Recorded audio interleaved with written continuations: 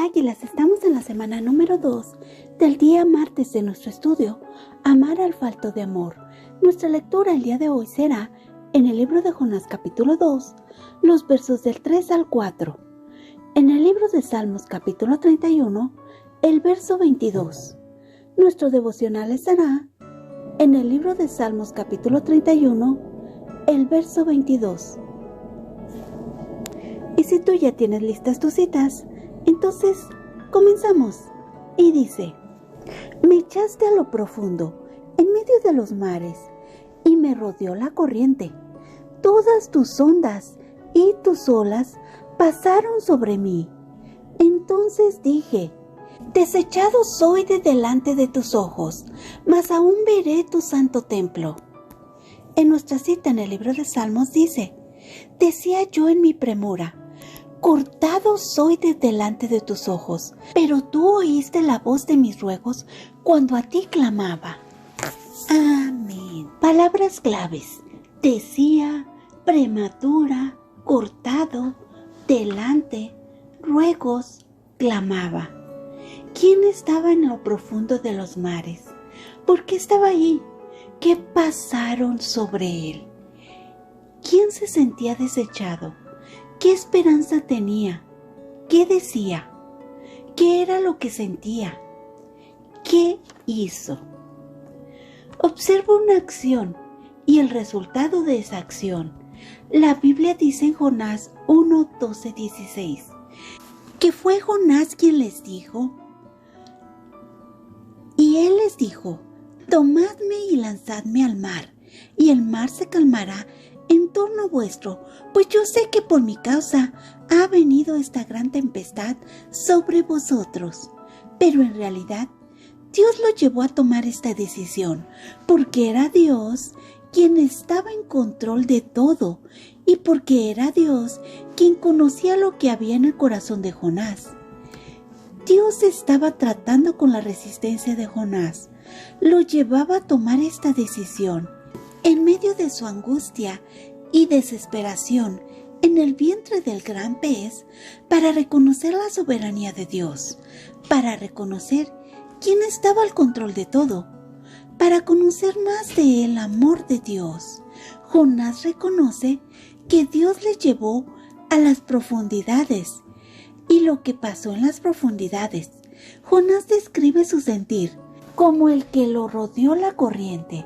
Todas sus ondas y todas las olas eran más muestra de cómo se sentía y de quién tenía el poder. Esto habla más de la soberanía de Dios, de su grandeza, y le hacía ver a Jonás quién era él. Le hacía ver la diferencia entre Dios y él. Se sentía nada. Ahora retomo cómo él trató de huir de Dios y huía de su comunión al negarse a obedecer lo que Dios le pidió que hiciera. Jonás en las profundidades del mar, dentro del vientre de ese pez, oró a Dios Padre, creador de los cielos, la tierra, los mares. Eso es lo que dice a continuación en el verso 4. Observo que se da cuenta Jonás, cómo se sentía. Se da cuenta dónde se encuentra y se sentía desanimado, rechazado, abandonado. Se sentía que era desechado delante de los ojos de Dios. Quizás él estaba sintiendo ese mismo sentir que él tenía acerca de los de Nínive. En este verso también observo una afirmación. Jonás tenía emuná en Dios, en que vería su santo templo. Conocía el carácter de Dios, conocía su fidelidad. En la cita en el libro de Salmos, observo que el salmista nos habla de una situación que enfrentaba, y este es su sentir. Él sentía que Dios no lo escuchaba, no le veía, lo cual le angustiaba porque pensaba que había una separación entre él y Dios Padre. Pero vemos cómo Dios responde, escucha su voz de súplica.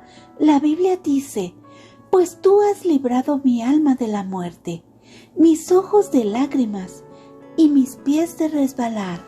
Salmo 116, verso 8. Hoy el estudio me hace reflexionar en la decisión de Jonás, cómo él se fue en el barco pensando que huía de Dios, pensando que las personas en Nínive no merecían esa oportunidad que Dios les daba. Reflexionó en ese sentimiento al sentirse desechado, abandonado, destituido por Dios. Ese mismo sentimiento que él tenía de rechazo. Reflexionó que un día así como los de Nínive, alguien obedeció a Dios y llevó ese mensaje que nos alcanzó a todos nosotros los gentiles. Reflexiono en la gracia de Dios, en su plan perfecto, en la reconciliación. Reflexiono en el grito de auxilio de Jonás, en ese clamor de ayuda, y cómo Dios le escuchó, no se ausentó, cómo Dios le respondió, no enmudeció, cómo Dios extendió su gracia y respondió en medio de la angustia de Jonás. Aun cuando Jonás había estado siendo desobediente, Dios escuchó su petición de auxilio. ¿Y tú estás siendo como Jonás? Oremos. Amado Padre eterno, gracias por tu enseñanza hoy. Gracias porque nos enseñas más de ti, más de tus bondades, más de tu ayuda. Aun cuando Jonás se trató de alejar, de huir, tú, Padre, te mantuviste fiel a tus planes, a tu promesa. A pesar de que Jonás haya fallado, tú no le fallaste. Gracias por permitirnos ver que no debemos hacer. Gracias por permitirnos ver que tú estás cercano a nosotras, a nuestro clamor. Ayúdanos, Padre, a ser obedientes a ti, a seguirte, porque tú, Padre, escribiste nuestros pasos. Tú lo conoces todo, tú lo sabes todo y sabes qué es mejor para nuestras vidas. Te lo pedimos en el nombre sea de Cristo Jesús. Amén. Ahora sí, vayamos al devocional de ADG por Delsis Ojeda.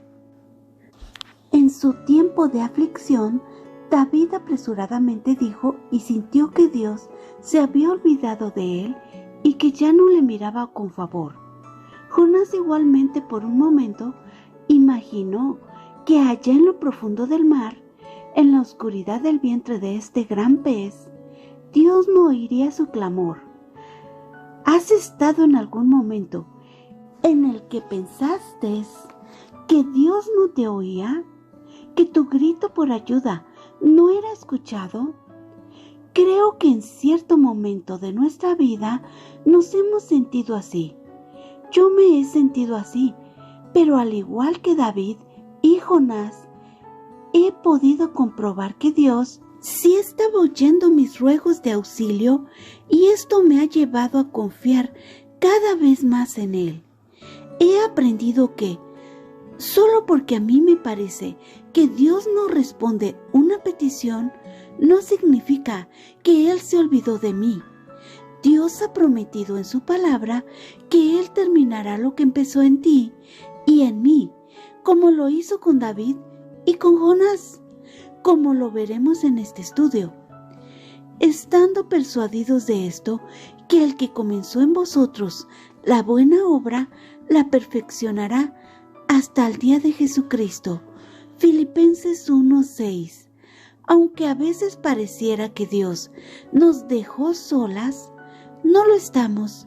Como sus hijas, nunca estaremos tan alejadas de Él que no nos pueda oír. Además, tenemos la promesa que el Espíritu Santo siempre ora